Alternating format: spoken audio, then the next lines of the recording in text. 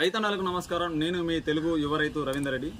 ఖేతీవాలా చర్చా వేదిక అనే రైతు సంస్థ వారు భారతదేశంగా ఉన్నటువంటి వ్యవసాయ మరియు వ్యవసాయ అనుబంధిత సాంకేతికతను ప్రతి రైతుకు అందించడం కోసం ఒక చర్చా వేదికను ప్రారంభించడం జరిగింది.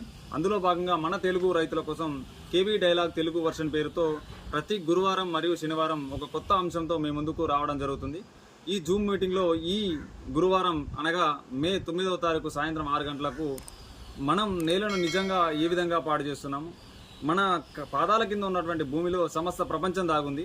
ఆ ప్రపంచాన్ని మనం నిర్జీవంగా మార్చినప్పుడు నేల ఏ విధంగా నిర్జీవం అయిపోతుంది, మన నేలలో ఉన్నటువంటి సూక్ష్మజీవులు, ఫంగస్లు, బ్యాక్టీరియాసు, నెమిటోడ్స్, అలాగే వానపాములు, ప్రోటోజోవాలు, ఇలా అనేక రకాలైన జీవాల్ని మనం ఏ విధంగా నాశనం చేస్తున్నాం. ఆ భూమిని చంపడం వల్ల, ఆ సమస్త జీవాన్ని చంపడం వల్ల మనిషిలో నుంచి ఆత్మ ఏ విధంగా వెళ్ళిపోతుందో నేలలో నుంచి వెళ్ళి కూడా జీవం ఆ విధంగా వెళ్ళిపోతుంది. జీవం లేని నేలలో ఎటువంటి పంటలు పండకుండా